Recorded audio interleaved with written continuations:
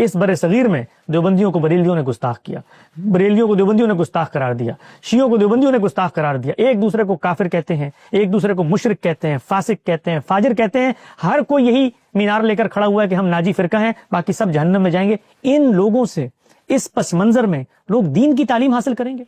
اور یہ لاٹھی لے کے اندھوں کی طرح ہانک کر ہر ایک کو کافر بنانے والے جنہوں نے ٹھیکہ لے لیا ہے، جس کو چاہے سنی بنا دیں، جس کو چاہے سنیت سے خارج کر دیں۔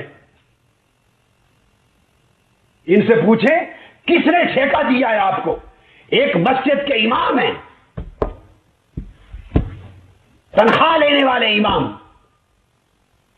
اور آپ پر 100 اثرات متاثر کر سکتے ہیں۔ ہم نے ساری زندگی دیکھا ہے، ساری زندگی دیکھا ہے۔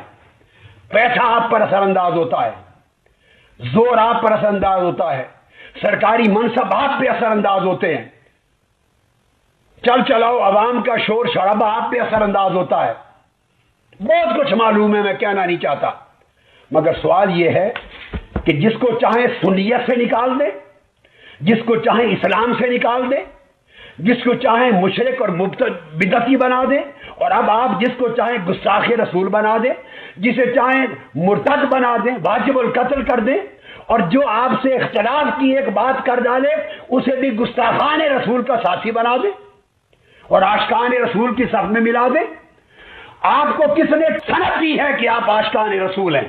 انجینئر علی مرزا صاحب آج کل توہین رسالت کے مقدمے میں گرفتار ہیں، آپ کا اس بارے میں کیا موقف ہے؟ یہ جو 295C کا قانون ہے نا، یہ ایسا لگتا ہے کہ شدت پسند مولویوں کے ہاتھ میں دشمنی نکالنے کا ایک کھلواڑ بن چکا ہے۔ جب چاہو جس پہ چاہو توہین رسالت کا الزام لگاؤ اور عمر قید کی سزا کے لیے پھر جج پہ تھانے پہ دباؤ ڈالو، جج سزا نہیں سناتا تو اس کو قتل کی دھمکیاں، وکیل اس کو فیور کرتا ہے تو اس کو قتل کی دھمکیاں، کوئی اگر اس کے فیور میں بیان دے تو اس کو قتل کی دھمکیاں، کہ گستاخ کا جو ہے یار بھی غدار ہے اور گستاخ کا یار کو بھی قصبی سر قلم کیا جائے گا۔ یہ اس وقت پاکستان میں چل رہا ہے۔ مجھے ایسا لگتا ہے کہ اس قانون کی وجہ سے نا ایک دن کوئی بھی مولوی باہر نہیں ہوگا، سب ایک دوسرے پہ الزام لگا لگا کے سب ایک دوسرے کو اندر کر چکے ہوں گے، اور جو سیکولر لبرل لوگ ہیں جو حقیقی گستاخ ہیں وہ لائف کو انجوائے کر رہے ہوں گے، اور سارے مولوی ایک دوسرے پہ الزام لگا لگا کے، سارے مولوی نہ کہیں مذہبی اسکالر، سارے مذہبی اسکالر کہاں ہوں گے؟ اندر۔ اور یہ جو سب لوگ اس وقت خوشیاں منا رہے ہیں، جتنے لوگ اس وقت شادیانے بجا رہے ہیں اور نکلے ہوئے ہیں سڑکوں پہ اور ان کے چہروں کی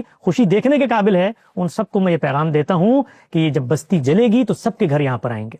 آج یہ ہے، کل تم ہوگے۔ گویا یہ جنگ تمہاری تھی اور انجینئر صاحب کی تھی، تم بیچ میں رسول اللہ صلی اللہ علیہ وسلم کو لے آئے ہو۔ اس سے بڑا جرم کوئی نہیں ہو سکتا۔ اس لیے میں چاہتا ہوں یہ مسئلہ ہمیشہ کے لیے ختم ہو جائے۔ ہر ایک کو آپ نے ہوا بنا کے ڈرا رکھا ہے، ایک مذہب کے نام پہ دہشت گردی کی فضا قائم کر رکھی ہے۔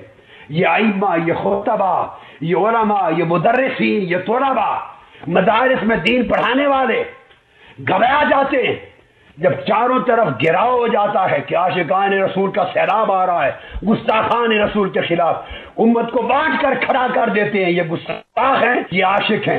یہ ٹھیکہ کس نے دیا ہے آپ کو؟ کس نے آپ کو یہ اتھارٹی اور چابی دی ہے؟ کس نے سرٹیفکیٹ اور ڈگری دی ہے کہ آپ یہ کرتے پھریں؟ کسی کے پاس ٹھیکہ نہیں ہے، نہ آپ کے پاس نہ میرے پاس۔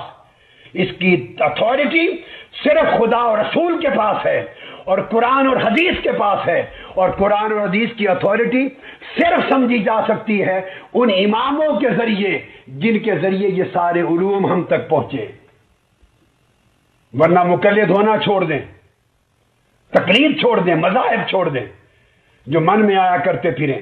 انجینئر نے اگر یہ کہہ دیا کہ عیسائی ہمارے نبی صلی اللہ علیہ وسلم کو معاذ اللہ نقل کفر دجال کہتے ہیں، تو اس پہ یہ اعتراض تو کیا جائے گا کہ عیسائی ایسا کہتے ہیں کہ نہیں کہتے، یہ اعتراض تو کیا جائے گا۔ یہ اعتراض نہیں کیا جائے گا کہ انجینئر نے نبی کی توہین کی ہے، کیونکہ انجینئر علی مرزا نے خود معاذ اللہ نقل کفر نبی کو دجال نہیں کہا ہے، کسی اور کی طرف نسبت کی ہے کہ نبی کیا ہے، معاذ اللہ نقل کفر دجال ہے، معاذ اللہ۔ کسی اور کی طرف نسبت کرنے سے انسان توہین رسالت کا مرتکب نہیں ہو جاتا، 295C اس پہ نہیں لگتا۔ تو اس لیے ہم ان متشدد مولویوں سے کہتے ہیں کہ آپ आपको भी इंजीनियर के खिलाफ जब अपनी दुश्मनी निकालनी है तो किसी जायज तरीके से निकालो, 295C का सहारा मत लो। कानून बिल्कुल दुरुस्त है, हम इस कानून के खिलाफ नहीं है, लेकिन इसको मौलवियों ने, जो मुतशद्दिद मौलवी हैं, उन्होंने खिलवाड़ बनाया हुआ है, तमाशा बनाया हुआ है। इसको तमाशा बनने नहीं देना है। कुछ मुतशद्दिद मौलवियों की अपनी ठरक है, जो उन्होंने दुश्मनी निकालनी है तो उसके लिए 295C जैसे मुकद्दस कानून का सहारा ले रहे हैं। वो ये 295C की तौहीन है, मैं समझता हूं इस कानून की तौहीन है ये। जब चाहो मुंह उठा के जिसको चाहो गुस्ताखे रसूल करार दे दो। तो इसलिए इस मसले में मैं बाबांगे दोहल कहता हूं, चाहे इंजीनियर से मेरे 100 इख्तलाफात हो, लेकिन ये जो 295C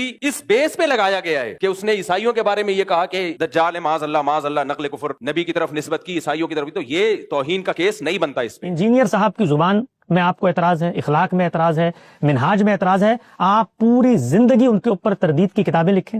आप उनको अगर फितना कहना चाहते हैं, उनकी किसी बात को कुफर कहना चाहते हैं, उनके किसी फेल को शिर्क कहना चाहते हैं, आपको हक है। लेकिन इसके नतीजे में आप इस तरीके से लोगों को प्रोसिक्यूट करें, और वो कवानीन जिनके बारे में हाशिए ख्याल में ये सोच पैदा नहीं हो सकती कि किसी आलिम के बारे में आप ये बात करें कि उसने गुस्ताखी की होगी। जिस वक्त किसी शख्स पर इल्जाम लग जाए तो इल्जाम की तहकीक, बंदे का बयान, उसकी नीयत, उसका करेक्टर, उसका माजी, उसका हाल, इस सबसे कतई नजर आकर उसको मुजरिमों की तरह सलाखों के पीछे धकेल दिया जाता है। और फिर उसके बाद कोई आशिक रसूल उठ के उसकी गर्दन उतार के दुनिया को ये पैगाम देता है कि उसने बहुत बड़ा कारनामा सर अंजाम दिया है। फिर हमारे यही उलमा उसकी नमाज जनाजा पढ़ते हैं, उसके मजार बनाते हैं और दुनिया को ये पैगाम देते हैं कि किसी इल्मी मामले में अगर तुमने हमसे इख्तलाफ किया तो हम तुम्हारी गुफ्तगुओं में से चंद जुमलों को उठाएंगे, उसके बारे में ये कहेंगे कि इससे हमारे एहसासात मजरूह होते हैं, और फिर अपने एहसासात को पैगंबर की इहानत और तौहीन का नाम देकर लोगों को दुनिया से मिटाने की कोशिश करेंगे।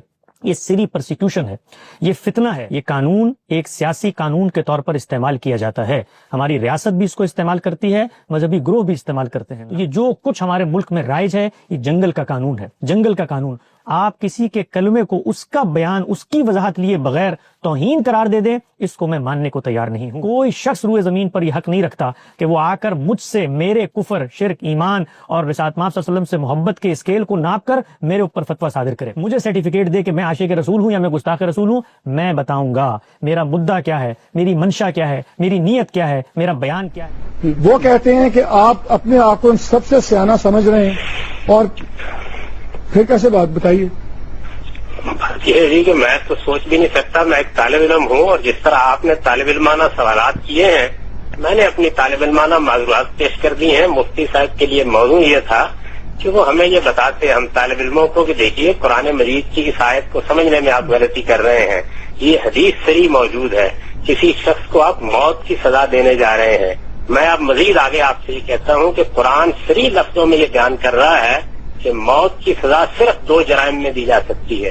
कुरान के अल्फाज ये हैं कि अन्नहु मन कतला नफ्सन बगैर नफ्सिन और फसादिन फिल अर्द फकन्नमा कतला नास जमीया। सिर्फ 2 जुर्म हैं जिनमें तुम किसी शख्स को मार सकते हो। एक ये कि उसने किसी को कत्ल कर दिया हो, दूसरे ये कि उसने किसी फसाद का इर्तिकाब किया हो। आप हदीस पर जाएंगे तो बड़ी मशहूर रिवायत है जिसमें ये बयान किया गया है कि वो क्या जराइम है जिनमें कत्ल की सजा दी जा सकती है, उसमें भी इसका जिक्र नहीं है। मामला बड़ा संगीन है, इस वजह से मेरे नजदीक इसमें इस तरह की गुफ्तगू करने की बजाय हम तालिब इल्मों को, मुफ्ती साहब को मुतमईन करना चाहिए। वेरी क्विकली दूसरी गुजारिश ये है कि इल्मा का मतलब क्या है। मैं गुजारिश कर रहा हूँ, फिक्र इस्लामी में भी ये सजा इस तरह मौजूद नहीं है। मैं ये पूरी जिम्मेदारी के साथ अर्ज कर रहा हूँ कि फुकहा ने इसको अलग जुर्म की हैसियत से किसी जगह बयान नहीं किया। वो असल में इसको इर्तदाद के ततिम्मे के तौर पर बयान करते हैं। वो ये कहते हैं कि इर्तदाद की सजा कत्ल है, लिहाजा जब कोई शख्स रिसालत पाक सल्लल्लाहु अलैहि वसल्लम के मामले में इस तरह की जसारत करता है तो वो मुर्तद हो जाता है। यानी अलग से इस जुर्म को वो बयान ही नहीं कर रहे, इस वजह से इजमा कहाँ से वाक़ई हो जाएगा। अच्छा, वेरी क्विकली गांधी साहब 10 सेकेंड काइंडली ये मुझे बताएं, आपके ख्याल में क्या हम अमेंडमेंट कर सकते हैं इस कानून में कि ये कानून भी रहे, ये किसी की मजाल भी ना हो गुस्ताखी करे, और जो इसका अब्यूज है वो भी रुक जाए? क्या ये मुमकिन है कि कानून ही खत्म करना मुमकिन है? मेरा ख्याल ये कि इस कानून का जायजा लेना चाहिए, इसको फिक्र इस्लामी की रोशनी में भी देखना चाहिए, कुरान और सुन्नत की रोशनी में भी देखना चाहिए, और उसके बाद इस कानून में ऐसी तरमीम कर देनी चाहिए जिसमें इसका गलत इस्तेमाल खत्म हो जाए। इस मामले को जज्बात की नजर से देखने के बजाय इंसानों के नुक्ता नजर से देखना चाहिए कि उनके लिए ये कानून کیسی اذیت کا باعث بن رہا ہے. میں ایسے لوگوں کو جانتا ہوں جن کو ملک چھوڑنا پڑا, ایسے لوگوں کو جانتا ہوں جن کے کاروبار تباہ ہو گئے, ایسے لوگوں کو جانتا ہوں جن کے ساتھ یہ زیادتی اس درجے میں ہوئی کہ ان کے گھر پورے کے پورے برباد ہو گئے. تو یہ معاملہ ہم اگر اس طریقے سے کریں گے تو یہ چیز رسالت مآب صلی اللہ علیہ وسلم کے احترام کا باعث نہیں بنے گی. رسالت مآب صلی اللہ علیہ وسلم کی ذات اس سے بہت بلند ہو چکی کہ کوئی شخص دریدہ دہنی سے کام لے, زمین و آسمان اس پر لعنت کریں گے. اس کے لیے ہمیں ایسا قانون بنانا چاہیے کہ جس میں نبی صلی اللہ علیہ وسلم ہمارے پیغمبر اور وہ ہستی کہ جس کے اوپر ہمارے جان و مال سب قربان ہوں, ان کی عزت و احترام بھی ملحوظ رہے اور کسی کے ساتھ بہت شکریہ. صرف بات یہ ہے کہ جب دلیل کی, عقل کی, اصول کی, قواعد اور ضوابط کی بات ہو تو آپ کو چپتی ہے, چونکہ آپ نہ کسی قاعدے کو جانتے ہیں, نہ ضابطے کو جانتے ہیں, نہ شریعت کو, نہ کتب فقہ کو, نہ کتب عقائد کو, نہ تفاسیر کو, نہ کچھ پڑھا ہے, نہ پڑھنا چاہتے ہیں. الا ماشاء اللہ چند علماء کے سوا جو اس اہل ہیں وہ دباؤ میں آ جاتے ہیں. ان کا پرابلم یہ ہے کہ پھر وہ فیس نہیں کر سکتے سچویشن کو, کہ جب دمادم ہو جاتا ہے نا ماحول میں, دمادم وہ سیاسی مسئلہ بن جاتا ہے, پر وہ سمندر آ جاتا ہے. جب لوگوں کو آپ نکال کے باہر لے آتے ہیں, نعرہ بازی ہو جاتی ہے, تو فیس کرنے کے لیے ایک جرت چاہیے. وہ جرت ہر ایک میں کہاں. حنفی مسلک میں گستاخی کی سزا قتل نہیں ہے, بلکہ کوئی بھی حاکم اپنی ضوابطیت کے مطابق جو سزا تجویز کرے وہ کر سکتا ہے. سمجھے نا؟ الا یہ کہ مسلمان ہو تو مسلمان اس سے مرتد ہو جائے گا, مرتد کی سزا قتل ہوتی ہے. اور غیر مسلم اگر کرے گا تو غیر مسلم جو ہے اس کی سزا قتل نہیں ہے, کوئی اور سزا اس کو دی جائے گی. حنفیہ کا مطلب یہ ہے. اس کہنے سے آیا گستاخی ہوتی تھی یا نہیں ہوتی تھی یہ بات محل نظر ہے.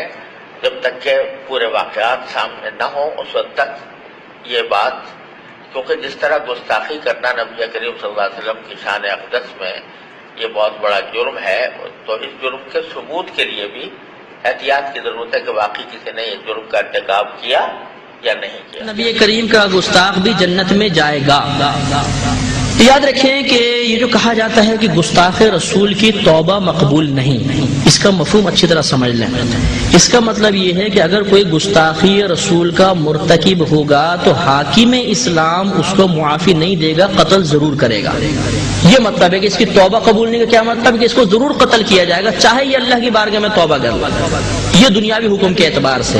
اور اخروی حکم کے اعتبار سے یہ ہے کہ اگر کسی سے گستاخ رسول سرزد ہوئی اور وہ سچے دل سے تائب ہو گیا اور اس نے بعد میں اپنے اعمال کی اصلاح کر لی, بعد میں کوئی وہ گستاخی کا مرتکب نہیں ہوا, تو وہ مومن ہے, انشاءاللہ اللہ کی رحمت سے داخل جنت ہو جائے گا. تو گستاخ رسول کا ارتکاب کرنے والا قطعی جہنمی ہو گیا, ایسا معاملہ نہیں ہے. اگر وہ توبہ کرنے میں کامیاب ہو جائے گا تو دنیا میں تو اس کی توبہ کو ہم مقبول نہیں مانیں گے, نہیں میں تمہیں قتل ہی کرنا ہوگا چاہے تم نے توبہ کر لی. اور اخروی معاملے کے اندر یہ حسن ظنی رکھیں گے کہ اللہ تعالیٰ اس کو معاف فرما دے گا.